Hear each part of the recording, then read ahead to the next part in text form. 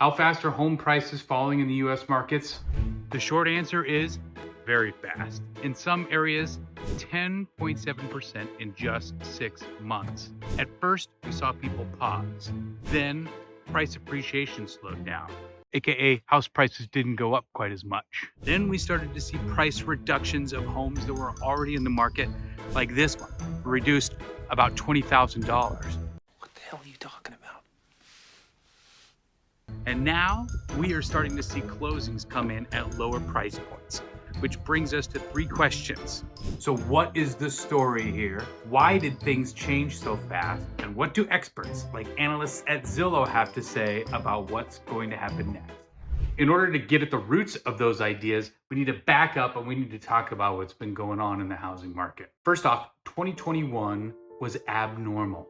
It was really not normal. Do you remember how weird things were even a year ago? Yes, today it feels more normal as we go out and about, but a year ago, we still weren't so sure what was going to be happening with coronavirus. It was still kind of lingering and it had impacts, especially in the local economies. Well, as a result, the Fed kept the interest rates low. They saw some inflation. I remember about a year ago trying to get a sheet of OSB and noticing it was almost $100. A sheet of OSB is some plywood, by the way.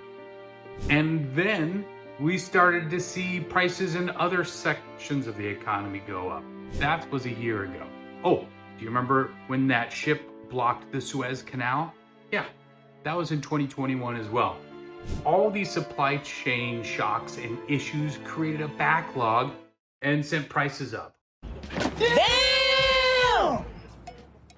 Well, we had convinced ourselves that the only reason we were seeing prices go up is because of the supply chain. And once things got back to normal and people could work within 6 feet from one another, everything will be okay. Remember? The Fed called it transitory. Well, as it turns out, that inflation was not transitory at all. It was here to stay.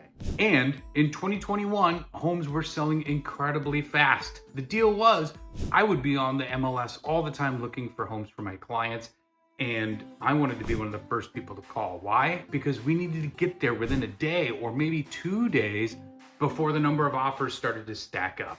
Same thing with my sellers. We would get the home prepared. Sellers that did everything that I advised them to do received multiple offers within 12, sometimes even within 4 hours of the listing going live.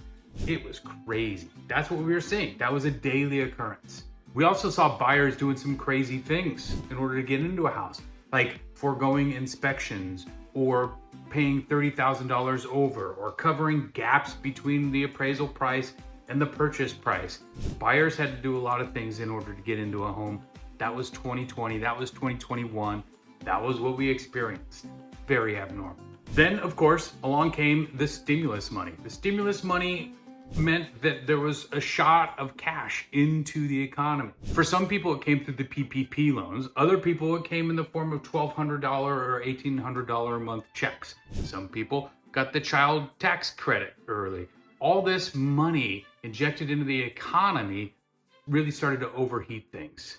That's when the villain came in. Enter Jerome Powell. Yeah, that's right. Jerome Powell. He's like that dad telling the toddler, hey, you can't drive your car on the walls, because if you're going to drive your car on the walls, it's going to leave a mark. And the toddler says, wah! And dad says, no, I'm serious. I'm firm about this. This is Jerome Powell's job right now. He's telling us we can't have our low interest rates much longer because we're leaving marks on the wall. Well, guess what, Mr. Powell? Of course we're leaving our marks on the wall. What do you expect us to do? And now Mr. Powell has threatened to put us into timeout, and we're going to experience some pain in the economy as a result of these prolonged policies. Well, the reality is, in addition to rising prices, there are other costs that we experience during this time that are going to linger in our economy for some time. For instance, some people overspent. Some people left their jobs. Some people moved to places they had no place being. People made decisions in 2021. They're going to have real economic consequences to the broader economy, not just individuals. And that is important as we think about the framework going forward. It's also important to note that I believe there's still a lot of cash out in the economy right now. In fact, I think there are a number of investors and cash buyers who are sitting and waiting. And what are they sitting and waiting for? They're waiting for prices to come down. And guess what? Their moment has arrived.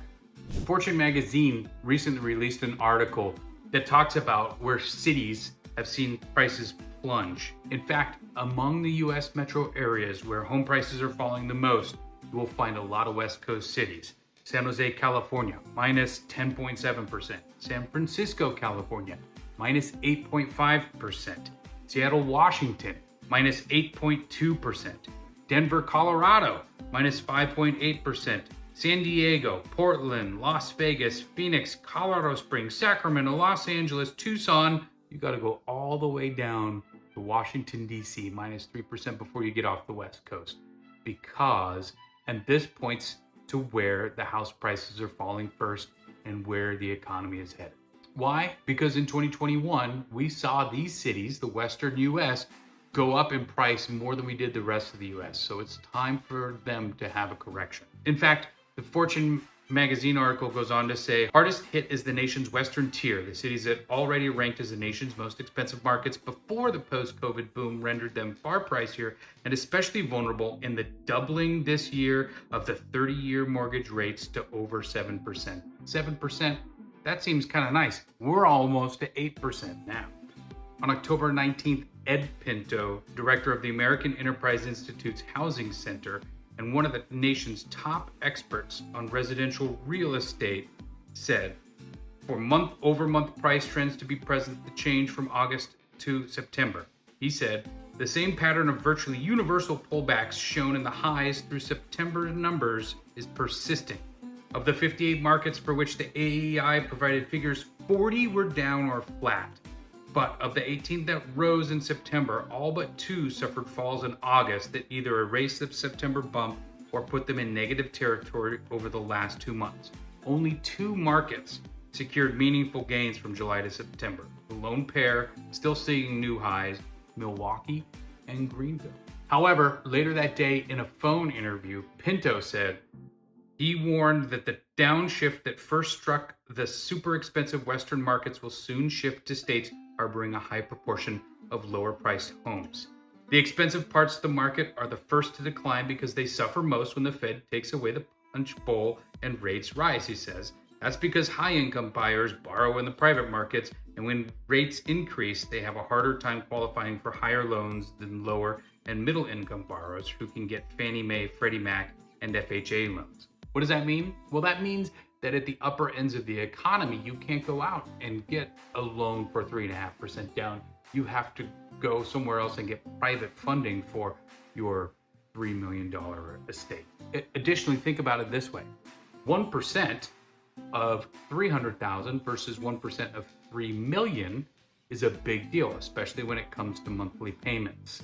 Okay, having said all of that, what does that have to do with us going forward? Well, Pinto predicts that the damage will spread from the West Coast to the low and middle markets, especially in the Northeast. The West and the earliest corrections, and those corrections will continue and then spread to the rest of the economy. Pinto also sees 2 trends that could pressure prices in mainstream housing. First, unemployment isn't a story yet, but it will be. We're still at record lows. If joblessness increases substantially to say 6% or 7%, we'll have more foreclosures and distressed sales. Inventories will go up, and that process is only in the early days now. I'll be doing videos on upcoming foreclosures. You're going to want to check out the rates. It's pretty fascinating stuff right now to look at what's going on with foreclosures, especially in the little area of Oregon that I'm in. The second is the risk of a rise in gasoline prices and or simply the continuation of wallet-draining cost energy in states where it's super expensive right now.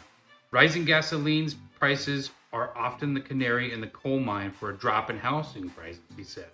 People who drive a long way to work because they moved far away from a city to find an affordable house will say, I can't afford to live out this far anymore. They will put their homes on the market and move to a rental. The trend increases inventories and decreases demand, further depressing housing prices. So that's the story. It's a matter of supply and demand, and the demand has come down because interest rates went up. When Jerome Powell stepped in and raised interest rates, it really messed with the housing market in the United States. And we saw things move quickly, very quickly. In fact, In my area, what we saw was everybody essentially stopped for a minute. Home contracts almost froze, and then people slowly came out and were making offers under list price, under list price, under list price. And now deals are getting put together using that strategy. I've had buyers be very successful with coming in with low offers using techniques and strategies that we advise because it works. I've also had sellers do very well in this market, but you have, as a seller in this market, you have to do everything. You have got to cross your T's and dot your I's. You need staging. You need to make sure that a lot of those things are taken care of in advance before you put the home on the market. This is not 2020 or 2021 for sellers. So the story is essentially the same. Price points came down as a reaction, interest rates going up, decreased demand meant price appreciation slows down. And this is how we saw some areas drop 10.7% in their value over the last 6 months. That's pretty astonishing. If you want to know more about the housing market in the United States and in my area of Oregon, you've got to check out these videos right here. I think that you're going to enjoy it. Also, if you plan on buying and selling in the near future, let me know what you think. What are you experiencing? I'm really interested in your comments because you're the people driving the market. It's where you put your money that the market decides it's going to go.